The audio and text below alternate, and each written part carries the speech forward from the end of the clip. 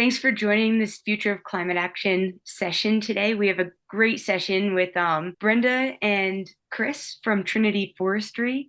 This series is a chance for us to introduce and interview different environmental activists and international climate action challengers, get a better position on the future of climate action, see what teams are doing around the world, and have us all be a part of it. So I would love to introduce Brenda Namubiru and Chris Tumusiime from Trinity Forestry in Uganda. Chris is one of our advisory council members. So I'm going to pass it off to Chris here and ask how you got started with Green Team Academy, how you got connected and met with Joan, and how things flourished.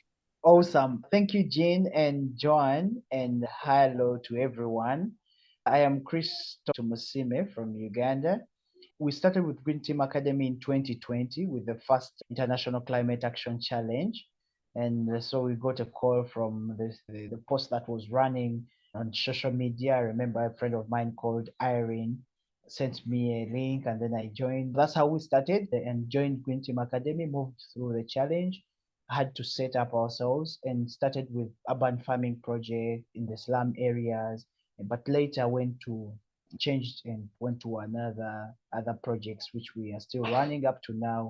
When I first heard what you guys were doing in those impoverished areas in the urban suburbs of Kampala, I was so impressed with the work that you were doing. And then suddenly during that first challenge, you guys stopped responding. And I was like, oh no, these guys are amazing. We lost them. And I kept reaching out, hey, what's going on? And finally, you responded back. And I was like, okay, we're coming to the end of the challenge. I know you guys are doing great stuff. What's happening? So tell us a little bit about what happened there and how you bounced back from a low point. Yeah, so during that time, our projects had moved and we're working with youth who from the urban areas, from the slum areas, who had, of course, their other social problems that they were facing in the community. We also brought also a solution to them that would transform them and also help our environment. But now, being that we are very small, in other words, we are starting organization, we are not even shaped yet properly to have the proper direction. We didn't have enough muscle. Big organizations had to come in, and because they were seeing what we were doing in the community and come in a form of working with us or helping us, but then took over our project and what we were doing. And so we didn't have any more say in the community. So at that time, as the challenge was moving, so we looked at ourselves as we had lost. We had lost out, of course, because we were kicked out from the community. In other words, we couldn't go back to the community and tell these people, the beneficiaries or these members we're working with, that yes, we have this project, we have to grow the plants in the plastic vessels and all that. No, of course, because they wanted the money. And so the other people came with the money and they were giving them money. Of course, that's what happens. That's how we stopped and we had given up. But at that time, when John reached out to us and was like, hey guys, what's up? What's happening there? And then I was able to share with her, and this is what we are facing, and this. And then she was like, yeah, it's good to share. I always remember that you have to share. So I learned that. And then from there, that's why we were supported. I remember our first support was with 100 US dollars. And this helped us. It helped us now think now with this 100 US dollars, what should we do with it? We need to buy seeds. And when we buy seeds, we're able to give to these people and we raise the seeds, because at that time we did not have anything we're giving them. That gave us another start, and we had to resume again and had to keep moving now. And I think at the end of the challenge, you guys you did something. I can't remember if it was tree planting or maybe it was giving out the seeds. But somehow, even during that 90-day challenge where you hit the depths of despair, where you said, oh, we lost, this big group came in, took our idea and our relationships, and now what are we? What were you able to do at the very end there of that 90-day challenge? Yes. Now, at the end of the 90-day challenge, we had, of course, we had to buy the seeds and have them. But also at that time, actually, there's something important I had forgotten. So at that time, we were able to also start with the formal registration yeah, because we had not yeah, so it helped us remember that other support that was coming through. We were able to now get into starting the process of registration to have us formalize, because the other time the other people kicked us because we didn't even have an essay and registered, we're not known and all that. So it shaped us. Then at the end of the challenge, we were able to also do a tree planting. I remember we did a tree planting. It was, I think that was in Panga Central Forest Reserve. Yeah, so we're able to do that. And of course, that's how we've gone on adding more and expanding more. That's a great story for people to hear, is that your first idea, even if it's a great idea, it might not be the one that you can go forward with. But it doesn't mean that there's not lots of other great ideas out there. So by the end of the 2020 challenge, you got that $100 in, you made some progress with the tree planting, you were in the process of getting registered. I think one of your big contributors, your big collaborators, is the Youthpower team that you met during that challenge. It's in California, and Heather McLeod is the coordinator of that. How did that help you focus your efforts on creating your own nursery? And how did that collaboration work? Yes. Now, along the challenge, we were able to meet many people, many new people, because the challenge connected us globally. We were in Uganda, we were deep this way in Luero, and how would we have even reached the US or got these connections that we have in Nigeria, we have in Kenya, we have many friends now at this time. So our biggest contributor currently is Heather, who we met in the challenge. She was like, hey, you guys, this is what you're doing. I like it. And so we're able to now become friends, and then she contributed or supported us strongly. From that, we're able to realize, like you've said, your idea you have, it does not mean it's the top most best idea in the world, and it shouldn't limit you or think in small area. You must think outside the box. You must widen your thinking to be able to have an impact that is realistic, that is achievable, that is possible. With Heather, we're able to start now because we had a place where we're raising the seedlings from, but there were few, and we're focusing on urban farming, seedlings, and of that type. But then from the friendship and the connection, the contribution we had from Heather, we're able to think at expanding now the nursery and producing more different other types of seedlings, like indigenous seedlings and so on. So we're able to have that support in the nursery and expand it. And so we have now a very big nursery actually. When you introduce yourself, you say, I'm a forester, an environmentalist, and you were trained as a forester. It's interesting how you're able to just really embrace that, being a forester. I can't say from my childhood I knew that I would become a forester, but on my way of studying science, and when I was doing biology in my advanced level, I was able to deeply get interested into the plant science, which has more of this botany. And so this is how I started getting interested into this, and then looking at the environment and looking at how plants would contribute to the environment other than animals contributing to the environment. So with understanding more of that and loving it so much, I also got luckily supported. Of course, I got scholarships that happened from the government, so I was able to get to the forestry college and start forestry. And this continued to build my passion, my love for trees, my love for nature, my love for the environment. So it continued to be built, and then into now, and now do it as a profession, as a career, as passion, and yeah. Yeah, it's wonderful to hear. And I know when we were getting ready for this, I was like, wait, you started Trinity Forestry Services in 2020, and here it is 23, and you've already been certified, grown this idea with all the ups and downs to be a certified nursery and forestry contractor for the UN Food and Agriculture Organization. So congratulations. I know it has not been easy. You've had a little baby. Let's go ahead and jump forward to the part about you getting this recent certification from the United Nations Food and Agricultural Organization. Yes. with the activities that we've continued doing in the nursery and in our operations that we're doing in Uganda, encouraging tree growing and forestry, with that, we're able to be certified by the United Nations Food and Agriculture Organization as a certified nursery in Uganda. Of course, we're in the central cluster. And then also they certified us as certified forest contractors. So in other words, this small local forest contracting that we've been doing, we now got certain, and we can now ably provide our services properly and continue our action of encouraging true growing by also participating into that. The other thing I wanted to say real quick is I know that you've collaborated with lots of different people through Green Team Academy, and you've helped them, they've helped you. We have Mika Opondo in Kenya, Jeffrey Uma in Kenya, Rob and Ewa Schmidt, who are now with the UN Pathways to Peace project, and also Victor Olopele, who helped you with the website. So I know that is the cool part, is this thing that you have part of the puzzle, someone else has part of the puzzle, and when you work together, you could really do so much more.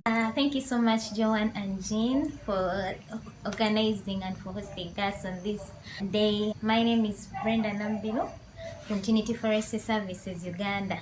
And as my colleague Chris has said, Trinity Forestry Services really started way back in 2020. What I mean by saying we started way back, we started very small, but we're so grateful to Green Team Academy. By the time we started, the opportunity came in. That's when Joan spearheaded and organized the International Climate Action Challenge, of which we seized the opportunity and joined it. This challenge was a 90-day challenge, but really helped us throughout our journey. It helped us because we started with a vision and we were looking towards something, but then we didn't have a broader experience about it. We didn't know what to do. We didn't have any resources. Okay, we were like Green, a team of two, have nothing. You only have yourselves and maybe the vision you have. But then the Green Team Academy came in. Through those sessions, we used to have the weekly meetings. They organized the breakout sessions. We got the chance to meet a number of people globally, locally. And so to me, I was really even shy. I couldn't express myself. But through these weekly meetings, through these weekly interviews, through these weekly sessions we had, it really helped me build my confidence. I got experience. I learned to express myself. Each time we had the exercises and did it, it also broadened our focus and our goal. And through the challenge, we got a number of people we met locally and globally. For example, Heather, like my friend mentioned, Rob, Victor, those people have really helped us from 2020 to 2021, 2022. They have been with us these years and even years to come. I believe we are still working together with them and even other people that we shall join us. But I am so grateful that we got these opportunities to work with them. We are not the same because of the connections and these people we made during the challenge. So grateful to Green Team Academy because indeed, just as your goal says, to help teams be the change. They really helped us and have helped us be the change and my advice to teams out there that are starting, don't fear to start. We started with zero. All we had was two of us and the vision and the goal we had. But then Team Academy came in. So my advice is start and then join the 2024 Climate Action Challenge that is coming in August. It will really help you. Don't fear to start. Start and we shall grow big. Thank you. Jin was able to visit Uganda in 2023 and was able to meet both of you guys and your whole team and be involved in some things there. Jin, I want to hand it over to you to take the conversation from here. Yeah, thank you. It was such an incredible experience, and I got to take part and learn so much about the forestry process, from harvesting the trees and the seedlings to actually planting. We did a couple of different projects, one with the aloesia and the other on Earth Day. It was absolutely amazing to actually be a part of your process. There's a lot that goes on there. It was very beautiful for you guys to invite me in and have me be a part of it. It's cool because I noticed that we're talking about all of the connections that Green Team Academy has brought together. And obviously, like Chris and I, that's a huge connection that has come from this organization. And then being out in Uganda and actually being able to take part, you and Brenda and your team have actually expanded my network of connections just through taking part in the plantings that you guys do and all the amazing people that I met and have continued to have relationships with. One of the projects that I thought was really cool, though, is, and I'm not sure if you guys have done it yet or not, and I guess that's what I would like to ask, is planting the trees along the road in your community. I know that you were partnering with Aloysia on a pretty big tree planting. Has that taken place? Actually, we are working on it, and tomorrow the road is going to be cleared, and so we are in the process. We had to first agree with the owners of those areas along the road. So we are already now in the process. They're working with it. We had to go through a lot of things with the local leaders and then discuss with the people around. Aloysia Organic Training Institute, it's neighboring us, and so we work with them in a number of projects. They do medicinal plants and train people in using trees as for medicine and all. So they're our neighbors, and we're working with them so closely. So we are working on that, and I'm sure by March or April next year, we shall have completed planting along the whole road. That's amazing. And such an awesome partnership to have. And I'm so thankful to have been a part of it. Normally, Green Team Academy, we do an Earth Week Summit where we invite speakers in. And Jen was like, hey, I'm going to be planting trees with Chris and Brenda in Uganda. It's really cool to be able to have all these different things, this blessing of being able to connect virtually, but also to just get our hands dirty and learn from people, experts, Chris and Brenda and their whole team. In 2022, you had about over 90,000 trees planted within 2022's challenge time and established 50 acres of commercial forest during that time. Can you share how you were able to establish that much forest land within the 90 days of the challenge? Yes. So in the 90 days of the challenge, we had partnerships. We worked with the National Forestry Authority. We were able to work with private organizations. We had Biodiversity Hub International, and then also worked with the local government, where the District Forest Authority. So we were able to work with these people. And then also we were able to have private individuals who are intending to have trees on their land instead of having it vacant and so on, but have it for trees, have trees on them. So that's how we're able to achieve that big number. Yeah. When I think about your transformation, your expansion, your impact, this idea that I really didn't know as an engineer, the Get 100 partners, you're really demonstrating that you're able to take your skills, and when you get those kinds of partnerships with governments and others, that you're really the solution to them and can really amplify your impact incredibly. We are closing out the conversations with this question so that we could better understand how we can show up to be of service. In your opinion, how do you see Green Team Academy showing up and helping create leaders for the future? To me, with the model and the book, and also the way Green Team Academy is strategizing, I strongly believe and have great hopes that it will be able to shape leaders. I've started attending various hubs that are doing trainings in maybe business or entrepreneurship and all that. But you realize many of them are giving you the spoon feeding. In other words, they're giving you everything on a silver plate. But with Green Team Academy, it's you as a team or as members or as individuals in the challenge that it gives you a guidance, but you push it yourself. It builds inside you to be self-driven or self-motivation. So that's why I have much confidence in this model that it will help shape leaders, it will help build leaders, because it builds them from within themselves, not just having something already made. Now the next step is to get down on ground, or in these different countries that where we're having, for example, in Uganda, that we have teams, we have alumni that have been part of the challenge in Uganda. So these are the first leaders we can have. And then we have these people on ground. So the mentors in these regions, for example, like in the previous challenge, we had, for example, Bako. Well, let's assume Bako is the coach for Trinity.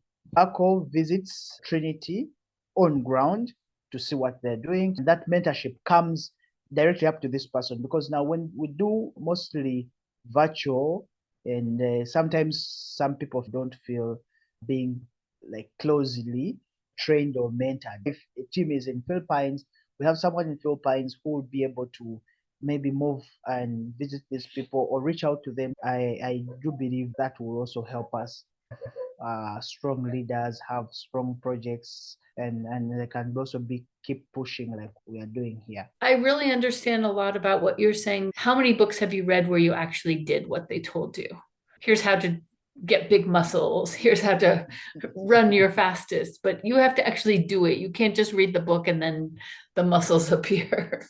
Darn it. The thing about the challenge is it gives you a chance to learn the best practices by doing it.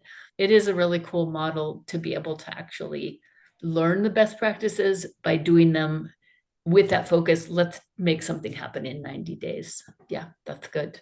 And I think being on the ground, that's fantastic idea as well.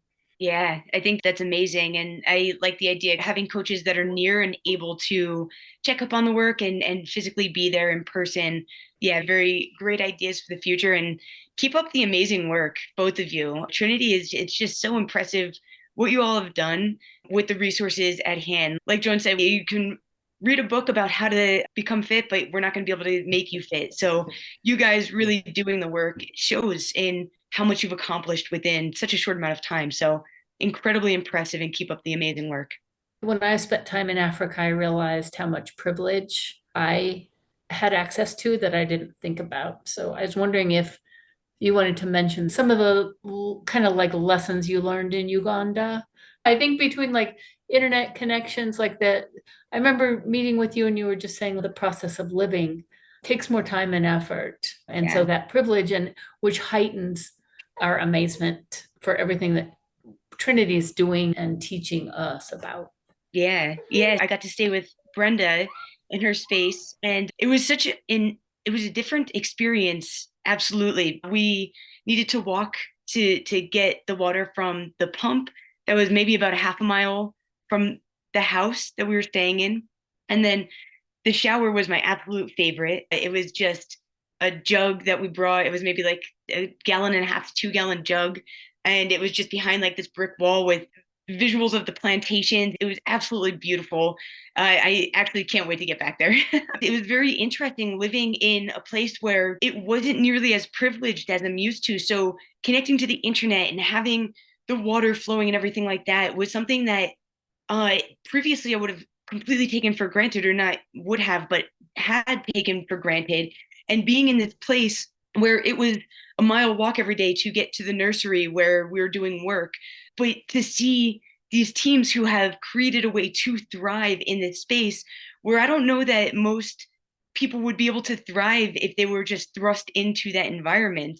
It was a very different experience, and I'm so thankful for the time that I had and for what it has taught me about connecting with people in different parts of the world. It's not, hey, let's turn on the computer and jump onto this meeting. It actually needs to be planned out, and the resources need to be put into place before this sort of connection can happen. And to see a team thriving and connecting regularly, going through the motions to create something the way that Trinity has, it was absolutely amazing to be a part of. Yeah. So, Chris, as an advisory council member of Green Team Academy, would love to invite you to sign us off here, and also maybe some words of encouragement for people who are thinking that they have an idea and they're wondering about the 2024 challenge. Yes, an advisory council member on behalf of other members, and on behalf of Green Team Academy, I would like to thank you so much for taking your time to be a part of this, and also thank you, Jean and Joanne. Thank you also, Brenda, also my teammate, also, and thank you everyone for being here. Yeah, my words of encouragement is to persistence is very important, but also you keep going, keep doing something, and like we said, you cannot just read a book of how to gain muscle, as you have to get out and be doing something. the challenge 2024, I'm very sure that it will be of very great help to those who will join it, who have never joined it, but even those ones who have been part of the challenge. You'll be able to learn, to be inspired more, to get more knowledge and understanding about what you want to do, and also to be able to expand your understanding, to go deeper into your dream, your idea, and shape it also. So at the end of the 90 days, you will have a well shaped out idea like we did. We started with another one. At the end of the 90 days, we had come up with something which we are running on up to now. Thank you, everyone. Yeah. All right. Bye-bye. Thanks, everybody. And hope to see you in the next episode of the Future of Climate Action. Thank you. Thank you.